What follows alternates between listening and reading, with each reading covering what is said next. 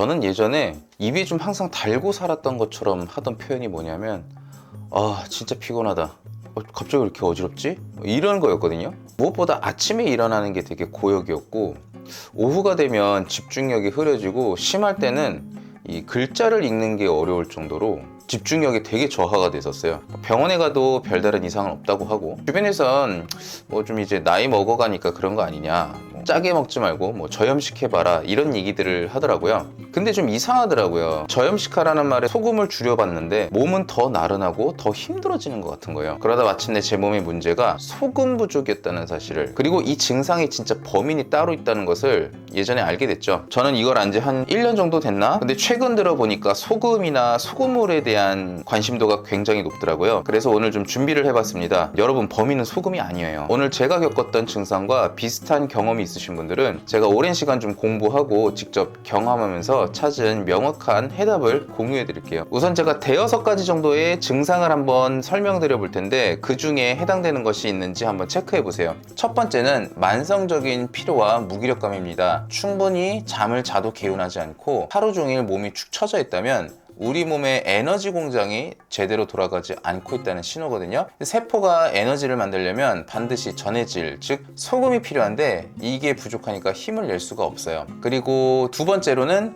앉았다 일었을 때 핑 도는 어지럼증 있잖아요. 나 빈혈 있나? 이런 느낌 들게 하는 거. 이 증상도 소금이 부족할 때 생길 수가 있거든요. 소금이 부족하면 우리 몸의 혈액량이 줄어들어서 혈압이 낮아지게 되고요. 이때 갑자기 자세를 바꾸면 뇌로 가는 혈류가 일시적으로 부족해지면서 눈앞이 캄캄해지고 어지러운 기립성 저혈압이 나타날 수가 있다고 해요. 세 번째는 머리가 멍하고 안개가 낀 듯한 브레인 포그라는 현상인데, 나트륨은 뇌 신경세포 사이에 신호를 전달하는 핵심적인 역할을 합니다. 나트륨 농도가 낮아지면 신호 전달이 느려지고 생각이 둔해지고 집중력과 기억력이 눈에 띄게 떨어지거든요. 내가 요즘 왜 이러지? 싶을 정도로 머리가 안 돌아간다면 소금 부족을 한번 의심해 보세요. 네 번째, 자다가 다리 쥐가 나거나 눈 밑이 파르르 떨리는 증상. 이거는 보통 이제 마그네슘이 부족하면 그렇다고들 많이 알려져 있고, 실제로 마그네슘이 문제일 경우도 있죠. 근육의 정상적인 수축과 이완을 위해서는 나트륨, 칼륨, 마그네슘 같은 전해질의 균형이 절대적으로 중요해요. 이 균형이 깨지면 근육이 제멋대로 수축하며 경련이나 떨림을 일으키게 되기 때문이죠. 이외에도 소화가 잘 안 되거나 물을 정말 많이 마시는데도 피부가 건조한 증상 역시 소금 부족의 대표적인 신호예요. 우리 몸은 세포 내외에 삼투압을 일정하게 유지하려는 경향이 있어서 소금의 주성분인 염화 나트륨을 섭취하게 되면 혈액과 세포 외액의 나트륨 농도가 높아집니다. 우리 몸은 이 농도를 맞추기 위해서 삼투압 현상을 통해 세포나 조직에서 수분을 끌어들여 나트륨 농도를 희석시키려고 하게 하는데요. 쉽게 말해서 농도가 진해진 곳으로 물이 이동하는 원리인 거죠. 따라서 소금 자체, 즉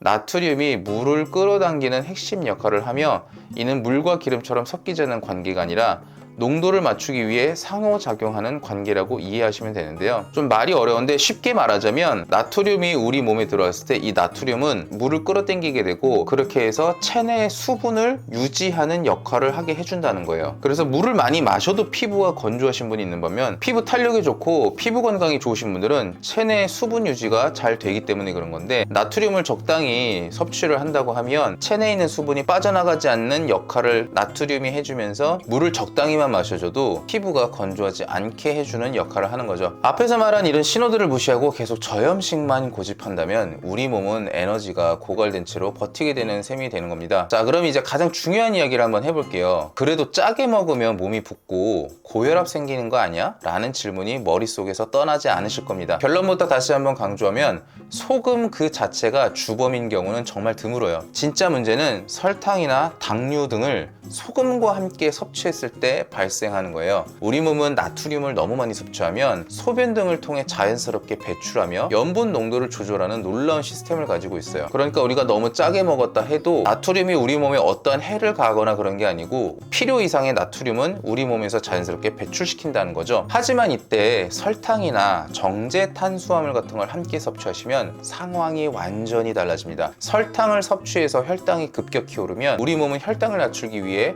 인슐린이라는 호르몬을 다량 다량으로 분비를 하죠. 바로 이 인슐린이 신장에서 나트륨이 소변으로 빠져나가는 것을 막고 재흡수를 촉진하는 역할을 하는데요. 이는 여러 의학 연구를 통해 밝혀진 명백한 사실이에요. 예를 들어 미국 생리학 저널 등에 발표된 연구들은 고인슐린 혈증이 신장의 나트륨 재흡수를 증가시켜 체액 저리와 혈압 상승의 원인이 될 수 있음을 지속적으로 보고해왔습니다. 쉽게 말해서 인슐린이 신장에 이 나트륨은 버리지 말고 꽉 붙잡아둬 라고 명령하는 셈이죠. 결국 빠져나가야 할 나트륨과 수분이 몸에 그대로 갇히면서 몸이 붓는 부종현상 같은 게 생기고 혈압이 오르는 이런 문제들이 발생하는 거거든요. 우리가 평소에 즐겨 먹는 짠 음식들을 한번 떠올려 보세요. 떡볶이, 제육볶음, 찜닭, 각종 양념치킨 모두 짭짤하면서 동시에 아주 달콤합니다. 흔히 말하는 단짠 음식들이죠. 단짠 음식들이 아니더라도 우리나라 요리들은 보면은 짠 음식이라고 해도 설탕이 제법 많이 들어가고, 특히 요리하시는 분들은 아실 거예요. 짠 음식을 더 짜게 만들 때는 소금을 더 넣는 게 아니라 약간의 설탕을 넣는다던가, 단 음식을 더 달게 만들 때도 마찬가지죠. 설탕을 더 넣는 게 아니고 소금을 조금 더 넣어서 더 달게 만들죠. 다시 한번 좀 설명을 드리자면, 짠 거 자체가 문제라기보단 우리가 평소에 먹는 짠 음식들에는 우리가 생각하는 것 이상으로 설탕이 많이 들어가 있기 때문에 짠 음식이 문제를 일으킨다는 거예요. 결국에는 우리가 짠 음식을 먹었더니 부었다 라고 느끼는 대부분의 경우는 사실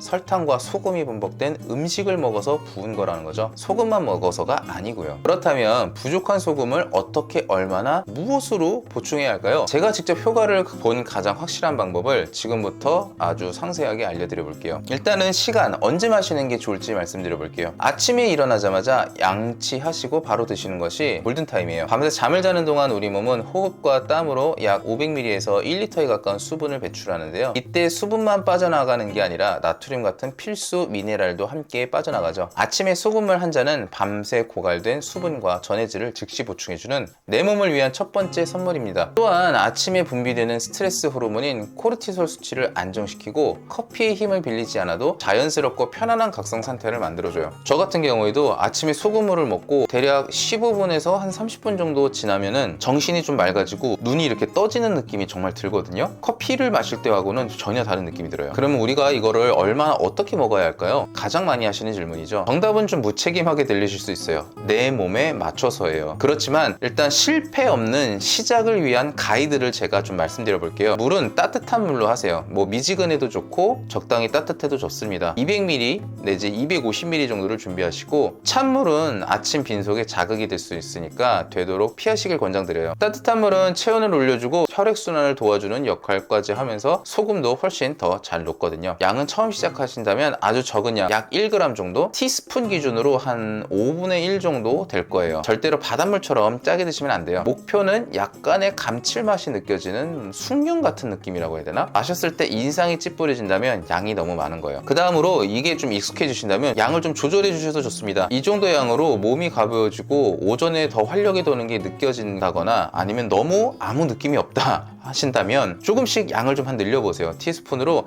한 3분의 1 티스푼 정도, 대략 한 2g 정도까지 조정해 볼 수 있겠죠. 저 같은 경우에는 사실 소금 물로 먹기보다는 그냥 소금 한 꼬집, 이렇게 손으로 해서 한 꼬집 정도, 티스푼으로 하면 방금 말씀드린 3분의 1 티스푼 정도를 그냥 혀에 올려놓고 그 다음에 바로 그냥 물을 마셔가지고 삼키거든요. 그 정도가 딱 적당하더라고요, 저는. 일단은 중요한 건 다른 사람의 기준이 아니고 내 몸의 반응을 살펴보면서 양을 조절해 보시면 돼요. 그러다 한 일주일 정도 해보시면 자기한테 맞는 양이 있을 거예요. 그 다음에 소금도 아무거나 드시면 안 되겠죠. 어떠한 소금을 써야 될지 한번 말씀드려 볼게요. 이 부분이 의외로 상당히 중요한 부분인데, 이 모든 소금이 똑같은 게 아니거든요. 일단은 예상하실 수 있겠지만 마트에서 흔히 보이는 하얀 정제염, 맛소금이라고 하죠. 이건 절대 사용하시면 안 돼요. 바닷물에서 미네랄은 싹 제거하고 오직 염화 나트륨만 남겨놓은 게 바로 이 죽은 소금이라고 불리는 맛소금이거든요. 우리 몸이 원하는 건 마그네슘, 칼슘, 칼륨 등 80여 가지의 미네랄이 함께 들어있는 살아있는 소금이죠. 일단 첫 번째 추천은 천일염입니다. 가장 구하기 쉽고 가성비가 가장 좋죠. 바다의 미네랄을 풍부하게 담고 있는데, 다만 최근에는 좀 미세 플라스틱에 대한 우려가 좀 있더라고요.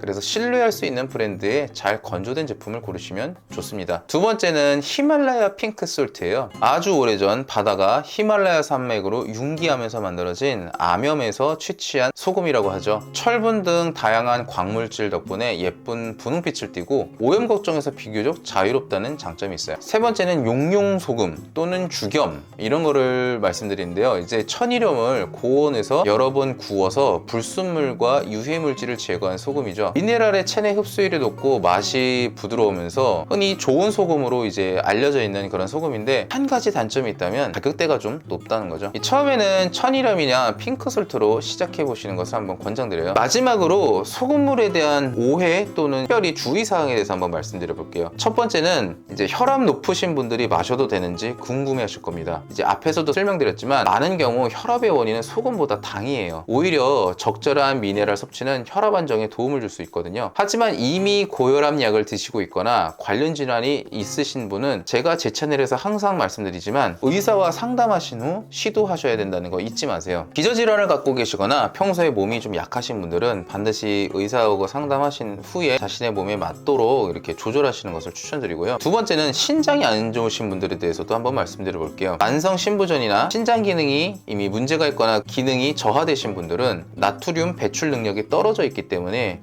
임의로 소금을 막 섭취하는 것은 좀 위험할 수가 있죠. 이 영상의 내용은 건강한 일반인 혹은 기능성 저하를 겪는 분들을 대상으로 하고 신장 질환자분들은 반드시 전문 의료진의 지침을 따르시기를 권장드립니다. 세 번째는 소금물을 마셨는데 더 붓는 것 같다 하시는 분들이 계실 수 있어요. 그렇다면 평소 식단에 설탕이나 또는 주스, 과일 혹은 흰쌀이나 밀가루처럼 정제 탄수화물이 너무 많다는 강력한 신호일 수 있어요. 제가 주변 사람들에게도 누누이 말하지만 시중에 파는 과일 주스 같은 경우에도 100%라고 써있지만 막상 그 안에 함유된 당 성분을 보면요, 콜라 사이다 못지않은 당분 함량을 갖고 있거든요. 그래서 평소에 주스를 많이 드시는 분들도 줄이시는 게 좋습니다. 소금물을 마셨는데 더 붓는 것 같다 말씀하시는 분들은 소금 섭취를 잠시 멈추고 당 섭취를 먼저 줄여보세요. 인슐린 수치나 혹은 인슐린 저항성이 개선이 되고 나면 몸의 붓기도 자연스럽게 빠지고 그 상태에서 다시 소금물을 시도하시면 놀랍도록 몸이 가벼워질 수 있을 겁니다. 우리 몸은 놀라울 정도로 정직하고 절대로 거짓말을 하지 않아요. 제가 예전에 자주 다니던 목욕탕 화장실에 이런 말이 있었어요. 몸의 대화에 귀를 기울여라. 우리 몸이 어깨가 아픈다던가 뭐 쥐가 잘난다던가 어딘가 아프다는 것은 우리 몸에 어딘가 문제가 있고 고통을 받고 있으니까 우리에게 보내는 강력한 외침이라고 합니다. 그 대화를 무시하는 사람은 질병에서 자유로울 수 없다는 그런 글을 본 적이 있었는데요. 이유 없는 피로, 어지럼증, 잦은 근육 경련은 제발 저염식 그만하고 진짜 필요한 미네랄을 좀 채워봐 라고 보내는 간절한 SOS 신호일 수가 있거든요. 기억하세요. 무조건적인 저염식은 정답이 아닙니다. 진짜 건강의 적은 우리 생각보다 가까이에 있는 과도한 당이라는 것을 잊지 마시고요. 제가 그랬던 것처럼 오늘부터 아침에 따뜻한 소금물 한 잔으로 내 몸을 깨우고 음식에 들어가는 설탕을 조금씩 줄여 나가보세요. 이 작은 습관 하나가 무기력한 오전을 바꾸고 찌뿌둥한 오후를 바꿔주고 결국 우리의 인생 전체를 좀 바꿔줄 수 있는 건강의 첫걸음이 될 거라고 확신합니다. 그럼 오늘도 건강한 하루 되세요. 감사합니다.